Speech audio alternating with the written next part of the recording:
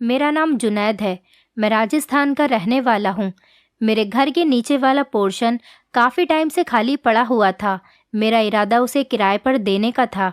मेरी फैमिली छोटी थी, इसलिए इतना बड़ा घर ज़्यादा यूज़ में नहीं आता था। हम लोग ऊपर वाले पोर्शन में रहते थे, नीचे वाला पोर्शन खाली ही पड़ा रहता था। मेरा घर एक पतली सी गली के अंदर जाकर था, जहाँ पर ज़्यादातर लोग रहना पसंद नहीं करते थे। बहुत सारे लोगों को खुले गली मोहल्ले में रहना पसंद होता है, इसीलिए वहाँ का किराया भी ज़्यादा होता है। मेरी गली पतली सी थी और छोटी थी, लेकिन इस पतली सी गली में मेरा मकान बहुत बड़ा था। हमारी गली में ज़्यादातर गरीब लोग रहते थे। मैं चाहता था कि मुझे कोई फैमिली वाला किराएदार मिल जाए, जिसको रखने से आस पड़ोस के लोगों को भी कोई दिक्कत ना आए। अब मेरी गली पतली थी, इसलिए किराएदार वहाँ के कम किराया देने को ही तैयार होते थे, और मैं इतना कम किराया नहीं लेना चाहता था। एक दिन मेरे घर के दरवाजे पर दस्तक हुई। मैंने सामने एक 35 साल के आदमी को खड़ा हुआ देखा। उसकी उम्र उसके चेहरे से बिल्कुल भी झलक नहीं रही थी। उसे देखकर लग रहा था कि वो कोई 18 साल की उम्र का है। उस लड़के की हेल्थ से नहीं लगता था कि वो 35 साल का है। उसकी हाइट भी कम थी। देखने में स्मार्ट था, पतला दुबला था। उसने ब्लू कलर की चेक की शर्ट और ब्लैक कलर की डेनिम पहनी हुई थी। ऐसा लग रहा था जैसे वो काफ़ी पढ़ा लिखा हो। मुझे तो वो आदमी बहुत ही ज़्यादा अच्छा लगा था, लेकिन बेचारा लंगड़ा था। शायद किसी हादसे में अपनी एक टांग गंवा बैठा था। लेकिन उस टाइम वो हमारे घर पर अकेला ही खड़ा हुआ था, और मैं अकेले लड़के लड़कियों को कभी भी अपने घर किराए पर नहीं रखना चाहता था। मैंने उससे पूछा कि आप कौन हो और यहाँ पर किस तरह आना हुआ।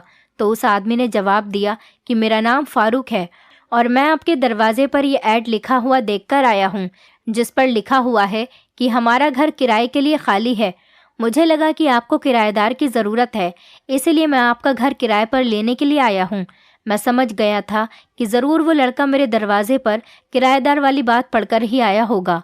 मैंने उससे कहा कि जी बताइए। तो उसने बताया कि उसे मकान किराए के लिए चाहिए। मैंने उससे कहा कि आपको मेरे घर का किराया मालूम है? मेरा किराया बहुत ज़्यादा है, और मैं ज़्यादा पैसों पर ही किराएदार रखना चाहता हूँ, और इतनी पतली गली में इतना किराया कोई नहीं देगा। इसलिए मैं आपसे घुमा फिराकर बात नहीं करूँगा, और ना ही आपका टाइम वेस्ट करूँगा। मैं 20,000 रुपये महीना किराया लेता हूँ।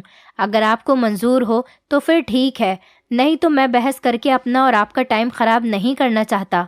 वो आदमी कहने लगा, फिर ठीक है, मैं आपको 20,000 रुपये महीना देने के लिए तैयार हूँ, क्योंकि मुझे कहीं और घर मिल भी नहीं रहा, और मैं इस काबिल नहीं कि ज़्यादा भाग दौड़ कर सकूं। एक एक्सीडेंट में मैंने अपनी एक टांग गंवा दी। ये मेरी मजबूरी है, इसीलिए मैं आपके घर में रहने के लिए तैयार हूँ। मैं अपनी मजबूरी को जानता हूँ, मुझे आपकी मजबूरी के बारे में नहीं पता। मुझे कोई भी इंसान अपना मकान किराए पर देने के लिए तैयार नहीं। मैं पिछले मोहल्ले में भी पूछ कर आया हूँ, लेकिन कोई भी मुझे अपने घर में रखने के लिए तैयार नहीं है, सिर्फ इसीलिए कि मैं अकेला हूँ। मैंने बड़ी हैरानी से उसकी तरफ देखते हुए पूछा, क्या मतलब है तुम्हारा? तुम अकेले हो? अगर तुम अकेले हो तो तुम एक कमरे में रहकर क्या करोगे? तुम किसी हॉस्टल में क्यों नहीं जाते? अब मैं भी उसे घूरते हुए देख रहा था। उसने मुझसे कहा कि भाई, मैं हॉस्टल में ज़रूर चला जाता, लेकिन हॉस्टल या तो लड़कियों के लिए होता है या फिर लड़कों के लिए, जबकि मेरे साथ मेरी पत्नी भी है। मैं उसके साथ यहाँ हॉस्टल में तो नहीं रह सकता। आप भी समझदार और फैमिली वाले लगते हैं। आपको पता होगा कि किसी औरत की हिफाजत करना कितना मुश्किल काम है, और यहाँ पर लोग हैं कि अकेले लड़के को मकान किराए पर देने के लिए राज़ी ही नहीं हो रहे। मेरी पत्नी और मेरी फैमिली में से कोई भी नहीं है। न मेरी पत्नी की फैमिली वाले हमारे साथ रहते हैं, न मेरे माता पिता। उस आदमी ने मुझे अपने बारे में सारी डिटेल बता दी थी। फिर मैंने पूछा, क्यों, तुम इस दुनिया में अकेले हो क्या? नहीं नहीं भाई साहब, मैं अकेला नहीं हूँ। मेरा परिवार दूसरे शहर में रहता है। मैं यहाँ पर काम के सिलसिले में आया था, और यहाँ पर रहते हुए मुझे काफ़ी टाइम हो गया है। तभी मेरी मुलाकात यहाँ की एक लड़की से हो गई थी, और मुझे उससे प्यार हो गया था। हम दोनों ने शादी कर ली। मैं जिस जगह पर काम करता था, वो लड़की भी वहीं पर काम करती थी। बस वहीं पर हम दोनों की मुलाकात हो गई थी। लेकिन अब हम शादीशुदा हो गए हैं, और हम दोनों ही एक साथ एक घर में रहना चाहते हैं, और कोई भी हमें घर देने के लिए तैयार नहीं। आप ही बताइए, हमारे माता पिता दूसरे शहर में रहते हैं, तो हम उनके पास तो नहीं जा सकते ना। पहले कंपनी ने हमें फ्लैट दिए हुए थे। हम दोनों अलग अलग अपने फ्लैट्स में रहते थे, जहाँ पर लड़के लड़कों के साथ फ्लैट शेयर करते थे और लड़कियाँ लड़कियों के साथ। अब जब हम दोनों की शादी हो गई है तो हम दोनों इस तरह से अलग अलग नहीं रह सकते। अब हमें एक साथ रहने की ज़रूरत है और हमने शादी भी कोर्ट मैरिज की है, तो ऐसे में हम कसूरवार हो गए। पैसे होने के बावजूद भी कोई हमें मकान किराए पर देने के लिए राज़ी नहीं है। मैंने उस आदमी से कहा कि चलो कोई बात नहीं भाई साहब, तुमने शादी की है, मुझे खुशी है कि तुमने निकाह किया है, वरना तो आजकल लड़का लड़की आपस में गलत काम करते हैं और इसी वजह से गुनाह में शामिल हो जाते हैं, होटल में घूमते फिरते हैं और इस तरह से लड़का लड़की दोनों की ही बदनामी होती है। और जब एक शादीशुदा कपल मकान किराए पर लेने के लिए जाता है तो उससे हज़ारों सवाल जवाब किए जाते हैं। मैं भी आपको देखकर थोड़ा जज्बाती हो गया था। मैंने उस आदमी से काफ़ी देर तक बातचीत की, क्योंकि मेरी अपनी फैमिली भी इसी घर में रहती थी। मेरे इस घर में मेरी 2 जवान बहनें, एक छोटा भाई और मेरी विधवा माँ रहती थी। मेरी उम्र 25 साल है और अभी तक मेरी शादी भी नहीं हुई। मेरे पिता की मौत अभी 4 साल पहले ही हुई थी और उनके मरने के बाद ही हमारे घर में बहुत सारी परेशानियां आ गई थी। मेरा काम भी कुछ ठीक नहीं चल रहा था। सोचा अगर मकान किराए पर दे देंगे तो शायद महीने में घर का कुछ खर्च निकल आया करेगा। वैसे भी नीचे का पोर्शन तो हमेशा ही खाली रहता है, तो क्यों ना उसमें किराएदार रखने के बाद कुछ पैसे ही कमा लिए जाएं। बहरहाल आज उस आदमी को अपने दरवाजे पर खड़ा हुआ देखकर मुझे उससे हमदर्दी महसूस हुई। मैंने उस आदमी से कहा कि भाई साहब, मैं आपसे ज़्यादा पैसे नहीं लूँगा, बस आपसे 15,000 ही ले लूँगा। बस तुम हर महीने टाइम पर किराया दे दिया करो, क्योंकि इस टाइम मुझे घर पर बहुत ज़्यादा परेशानियों का सामना करना पड़ रहा है और मुझे पैसों की सख्त ज़रूरत है। बाकी के लोग तो इस पतली गली में रहने के लिए 10,000 का किराया भी मुश्किल से दे पाते हैं, लेकिन अगर आप 15,000 रुपये में राज़ी हो तो आप मेरे घर में आकर रह सकते हो। वो आदमी ये बातें सुनकर खुश हो गया था। उसके चेहरे पर तसल्ली थी और मैं भी खुश हो गया था। देखने में वो मुझे बहुत शरीफ और समझदार लग रहा था। उसके चेहरे पर एक अजीब सी परेशानी दिख रही थी। ऐसे आदमी ज़्यादातर नहीं तो बदमाश होते हैं और ना ही घर की औरतों के लिए खतरा होते हैं। क्योंकि उनके पास अपनी पत्नी भी थी, तो मैंने सोचा कि मैं उन्हें मकान किराए पर दे देता हूँ। लेकिन मैंने उनसे ये भी पूछा कि आपकी पत्नी आपके साथ आज क्यों नहीं आई? तो वो कहने लगा, जी वो मेरे साथ कैसे इस तरह से मकान ढूंढने के लिए जा सकती है। मैंने उससे कहा कि वो अपने फ्लैट में ही रह रही है, जब मुझे मकान मिल जाएगा तो मैं उसे भी ले आऊँगा। देखिए, मैंने आपसे झूठ नहीं बोला है। मुझे पता है अगर मैं आपसे किसी तरह का झूठ बोलूँगा तो आप मुझे घर से निकाल देंगे। कल आप मेरी पत्नी को खुद देख लेना, मैं उसे कल ही लेकर आ जाऊँगा। उस आदमी ने मुझसे नीचे वाले पोर्शन की चाबियाँ उसी टाइम ले ली थी। मैं अपनी माँ को ये खुशखबरी सुनाने के लिए सीढ़ियाँ चढ़कर ऊपर जा ही रहा था कि मेरी माँ वहीं सीढ़ियों पर खड़ी हुई मुझे मिल गई। उनके चेहरे पर बहुत सारा गुस्सा नज़र आ रहा था। वो सारी बातें तो सुन चुकी थी। मुझसे कहने लगी, जुनैद, तुम बहुत ज़्यादा बेवकूफ़ होते जा रहे हो। ऐसा लग रहा है तुमने अपनी अकल भी खो दी है। मैंने सुना था तुम बहुत ज़्यादा अक्लमंद हो, लेकिन तुमने तो इस अकेले आदमी को मकान की फ़ौरन ही चाबियां दे दी। जब वो कल अपनी पत्नी को साथ लेकर आता, तुम्हें तभी उसे चाबियां देनी चाहिए थीं। तुम्हें पता नहीं है तुम्हारे घर में तुम्हारी 2-2 जवान बहनें भी बैठी हुई हैं। अगर वो रात को किसी भी टाइम अपने यार दोस्त के साथ घर में घुस आए तो क्या करेंगे हम? ऊपर से तुमने उसे ये भी बता दिया कि मेरे घर में मेरी 2 जवान बहनें और मेरी विधवा माँ भी रहती है। इस घर में मैं बड़ी हूँ, मुझसे बड़ा कोई नहीं है। इस तरह किसी अजनबी को अपनी डिटेल नहीं देनी चाहिए बेटा। अम्मी की डांट सुनकर मैं खामोश हो गया था, क्योंकि मैं समझ गया था कि गलती मेरी ही है। मुझे इस तरह से किसी अजनबी के सामने अपनी फैमिली की डिटेल्स शेयर नहीं करनी चाहिए। फ़िलहाल अब जो हो गया था उसका तो ऊपर वाला ही मालिक था, मैं तो कुछ नहीं कर सकता था। जो बातें मेरे मुंह से निकल गई थी वो वापस तो आने वाली नहीं थी। खैर, मैंने सोचा था कि कल जब वो अपनी पत्नी के साथ आ जाएगा तो देखा जाएगा, और अगले दिन ऐसा ही हुआ। सुबह के 8 बजे हमारे घर के बाहर एक बड़ी सी गाड़ी ने हॉर्न बजाया। मैं हैरान था कि उस आदमी के पास तो गाड़ी भी है, लेकिन गौर से देखा तो गाड़ी वो आदमी नहीं बल्कि गाड़ी को कोई लड़की चला रही थी। लेकिन लड़की कोई मॉडर्न नहीं थी, सीधी सादी सिंपल सी लड़की थी। मैं समझ गया था कि यकीनन वो अपने माता पिता की इकलौती औलाद होगी।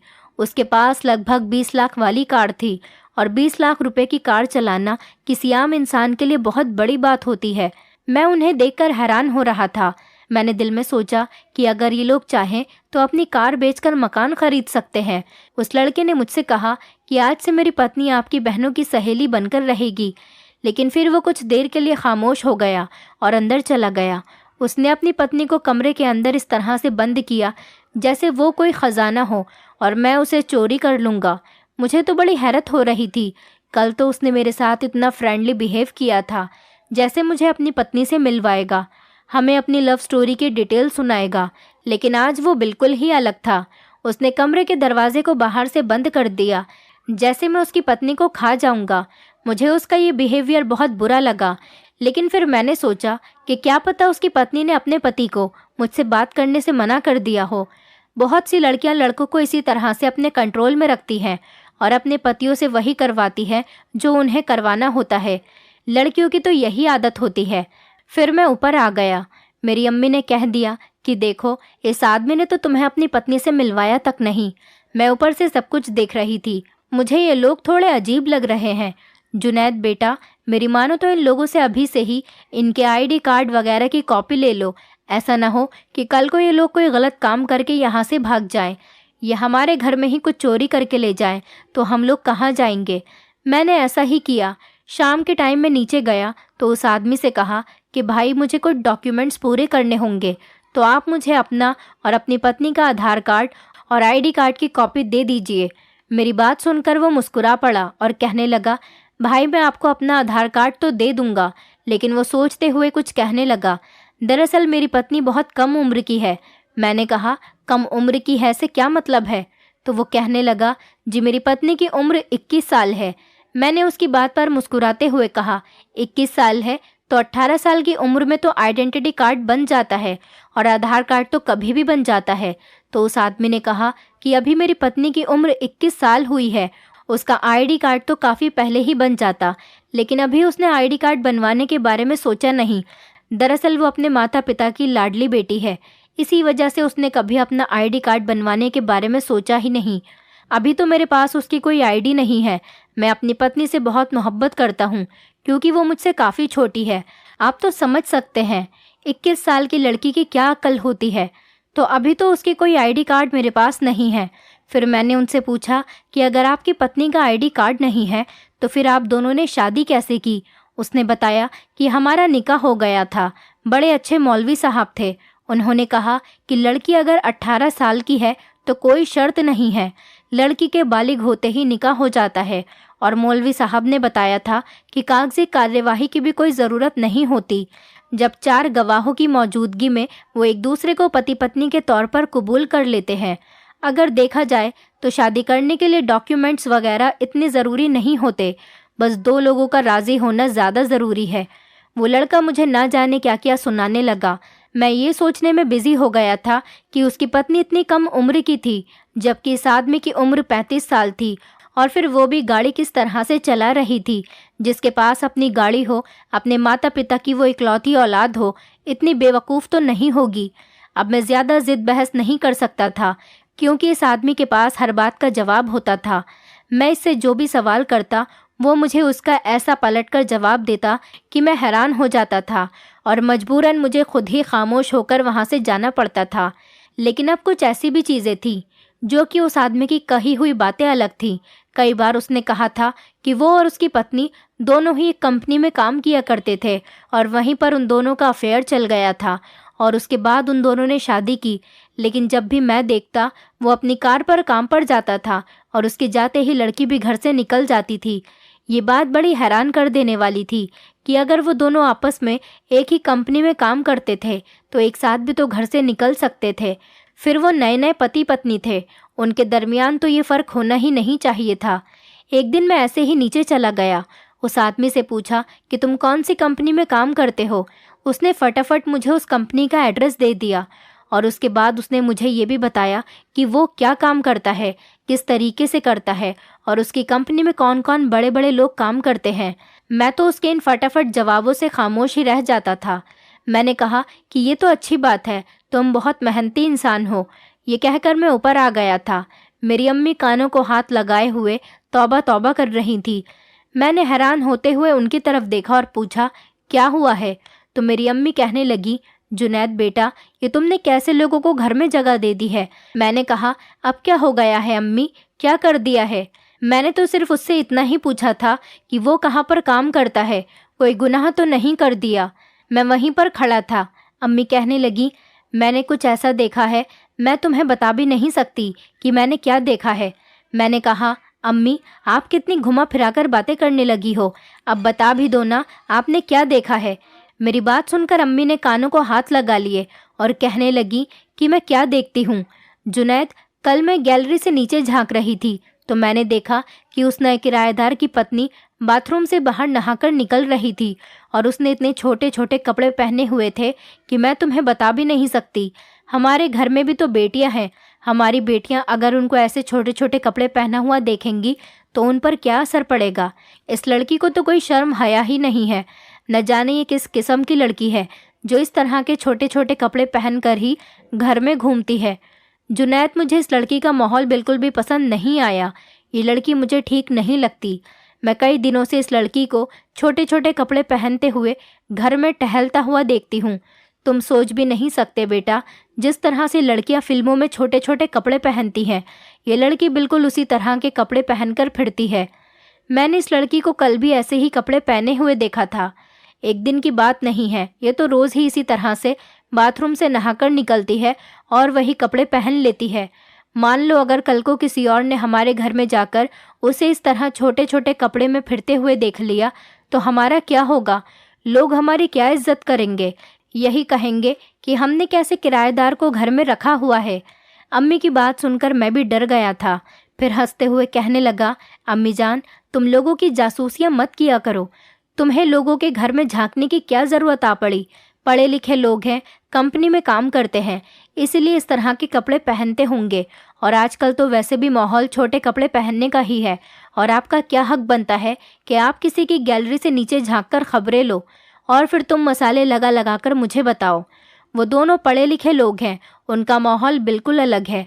अगर वो इस तरह के कपड़े पहनती भी है और उसके पति को इससे कोई एतराज़ नहीं है तो फिर हमें भी उसके ऐसे कपड़े पहनने पर कोई एतराज़ नहीं होना चाहिए।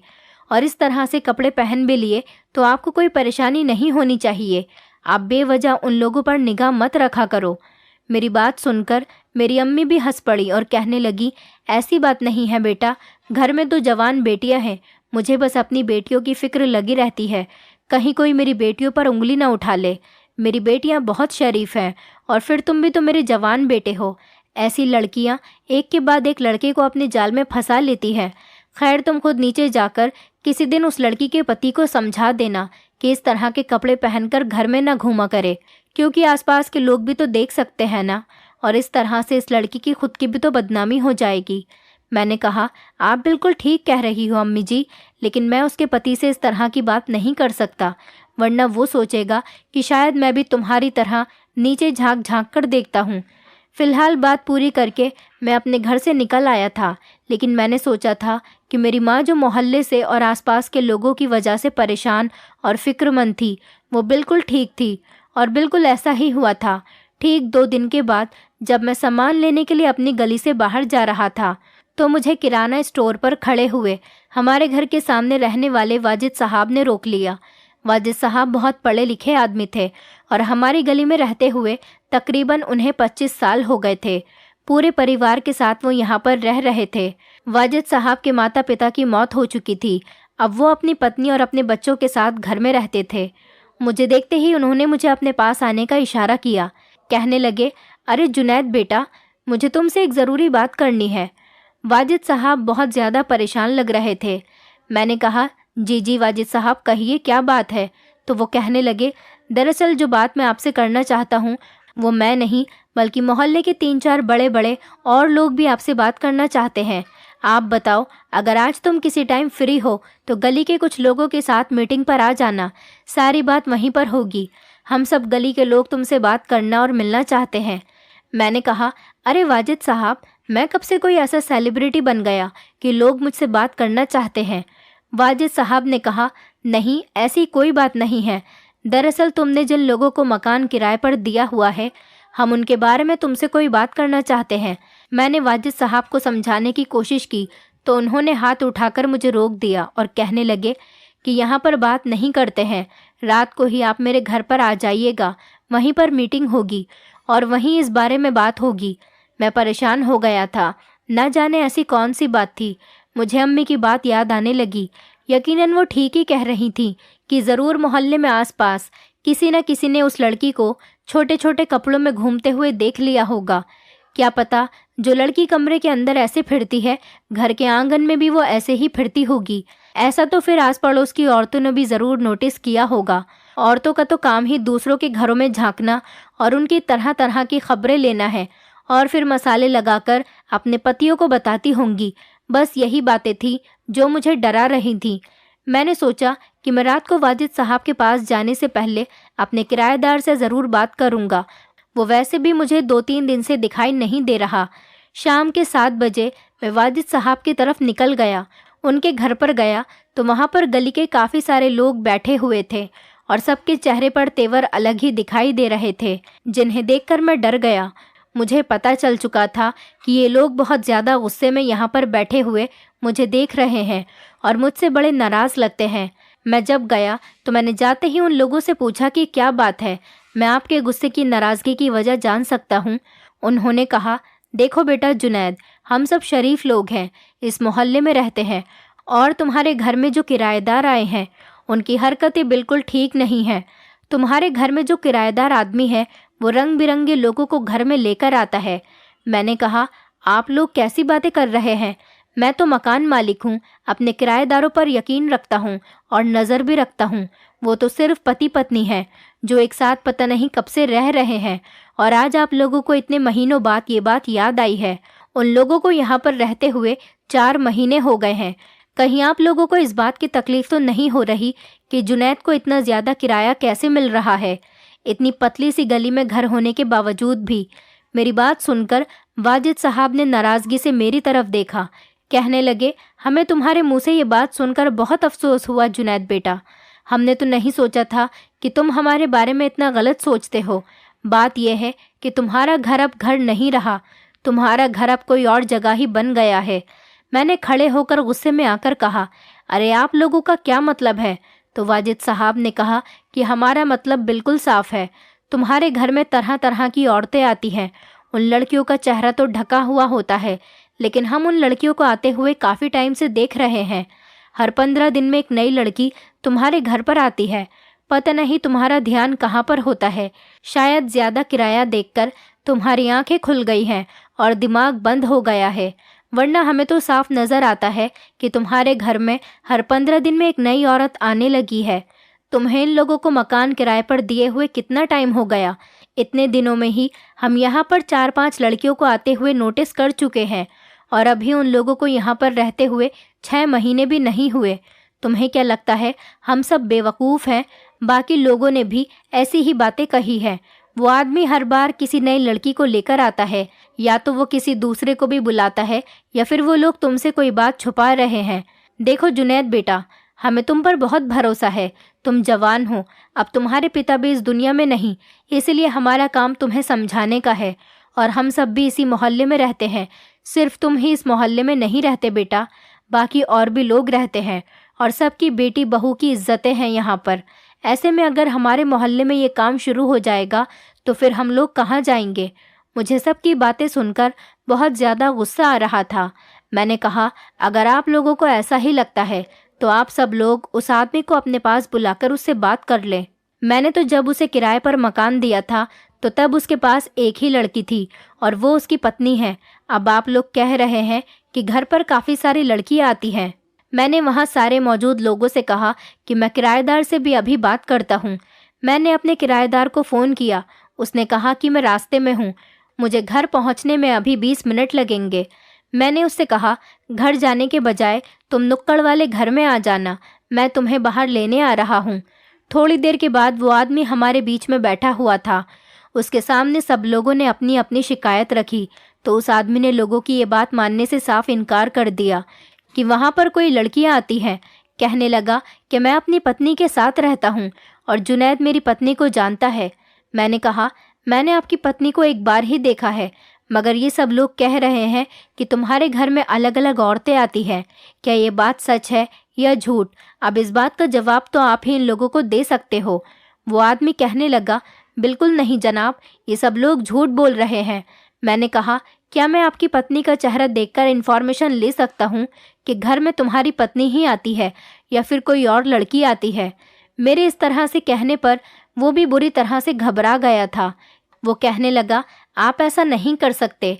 मैं मानता हूँ कि 2-3 लड़कियों को मैं यहाँ पर लाया हूँ, पर मैं कोई गलत काम नहीं कर रहा। वो सब मेरे साथ शादी करके यहाँ पर आती हैं, और शादी करने के बाद साथ रहने में कोई गुनाह या कोई बुरी बात तो नहीं। वैसे भी मैं अगर 4 औरतें भी रखूं तो चारों से निकाह कर लूं तो इसमें आप लोगों को कोई शिकायत नहीं होनी चाहिए। मैं तो मोहल्ले के लोगों से भी ज़्यादा बातचीत नहीं करता, बस अपने काम से काम रखता हूँ। इसीलिए आप लोग बेवजह मुझे सवाल करके परेशान कर रहे हैं। मैंने कहा, भाई साहब, आपने मुझसे कहा था कि एक ही लड़की है, अब 3-4 लड़कियों की बात कर रहे हो, जबकि मोहल्ले के लोगों को पता है कि आप हर 15 दिन में नई लड़की लेकर आते हो। तो वो आदमी कहने लगा, इसमें क्या परेशानी है? वो सारी लड़कियां खुद आती हैं, अपनी मर्जी से आती हैं। मैं उन्हें किडनैप करके तो यहाँ पर नहीं लाता। वाजिद साहब ने कहा, वो लड़कियां आती कहाँ से हैं, ये तो बताओ। और हमें क्या भरोसा, क्या पता तुम किसी शरीफ आदमी की बेटी को लेकर आते हो। तो वो आदमी कहने लगा, नहीं नहीं, ऐसी बात बिल्कुल भी नहीं है। वो लड़कियां मेरे साथ शादी करके आती हैं, बल्कि वो इस मोहल्ले की क्या, इस देश की ही औरतें नहीं हैं। वो दुबई की लड़कियां होती हैं, मेरे साथ शादी करती हैं और खुशी खुशी रहती हैं। वाजिद साहब ने ताली बजाते हुए कहा, लो भाई, इनकी नई कहानी सुनो। दुबई की लड़कियां तुम्हारे साथ शादी करने के लिए ही क्यों आती हैं? हम तो इस बात को नहीं मान सकते। और वहाँ की औरतें इस तरह से दुबई जैसी इतनी अच्छी जगह को छोड़कर यहाँ आकर क्यों रहेंगी? और तुम जो लड़कियाँ लेकर आते हो, उनका चाल चलन ही अलग होता है। वो सब देखकर हमें पता चल जाता है कि वो कहाँ की है। या तो तुम अपनी पत्नी को हमसे मिलवाओ या फिर हमें साफ साफ बता दो कि तुम क्या कर रहे हो। इससे पहले कि वो आदमी इस बात से इनकार करता, मैंने अपनी मम्मी को फ़ोन करके कहा कि किराएदार की पत्नी को लेकर वाजिद साहब के घर में आ जाओ। भले ही वो आपसे खुद को छुपाकर रखेगी, लेकिन आप उससे ज़बरदस्ती बात कर लेना। आज हमारे सारे सवालों का जवाब वो ज़रूर देगी। ऐसा भी हो सकता है शायद वो लड़की भी हमसे बात करना चाहती हो। लगभग 15 मिनट गुजर गए थे और वो लड़की मेरी अम्मी के साथ वाजिद साहब के घर में दाखिल हुई। उसने मॉडर्न टाइप के कपड़े पहने हुए थे। वो किसी फिल्म की हीरोइन की तरह लग रही थी। उसे देखकर ऐसा लग रहा था कि ये किसी दूसरे देश की है। उसने अपनी भाषा में हमें बताना शुरू किया कि ये जो आदमी है उसके साथ रहता है, उसे धोखा देकर यहाँ पर लेकर आया है। इस आदमी ने पहले सोशल मीडिया के ज़रिए मुझे फंसाया, और जब मैं यहाँ आई तो मैंने देखा कि ये कोई लड़का नहीं बल्कि ये तो 35 साल का आदमी था।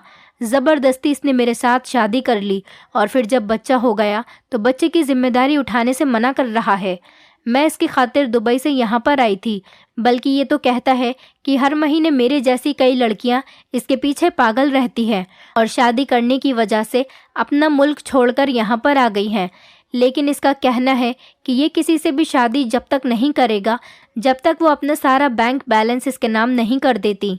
मैंने इस आदमी को धमकी दी थी कि अगर यही सब चलता रहा तो मैं दुबई की हुकूमत से मदद लेकर पुलिस बुलवाकर इसको इतना पिटवाऊंगी कि ये सारी ज़िंदगी याद रखेगा।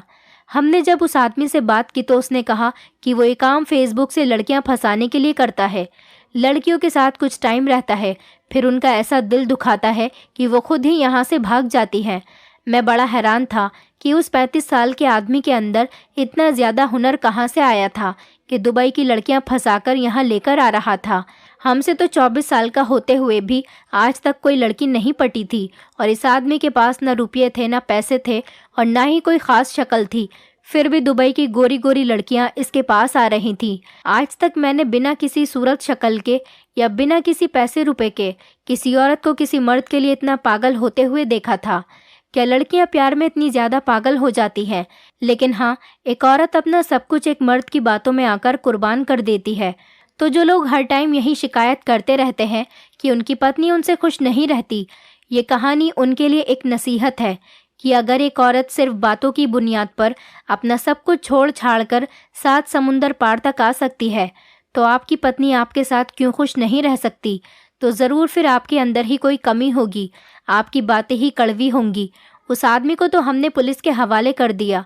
पुलिस ने धोखाधड़ी के केस में उसको बंद कर लिया और उस लड़की को इंसाफ मिला या नहीं मिला ये हमें पता नहीं, क्योंकि वो लड़की हमारा घर खाली करके जा चुकी थी। एक औरत जितना मर्द की बातों से खुश हो सकती है, ऐसी खुशी उसे दुनिया की कोई चीज़ नहीं दे सकती। इसलिए अपनी पत्नियों के साथ प्यार से बात किया करें। ये न हो कि आपके बजाय ये काम कोई और करके गलत फ़ायदा उठा रहा हो। इसलिए औरतों की इज्जत किया करें, उन्हें अपने घर में ज़्यादा से ज़्यादा खुश रखने की कोशिश करें। औरतें हमारे लिए बहुत सारा सेक्रीफाइस करती हैं। दोस्तों, उम्मीद करती हूँ आपको हमारी कहानी पसंद आई होगी। कहानी पसंद आई है तो वीडियो को लाइक करें, चैनल पर नए हैं तो चैनल को सब्सक्राइब करें और हाँ, नोटिफिकेशन बेल को ज़रूर दबाएं ताकि अगली अपडेट सबसे पहले आपको मिले।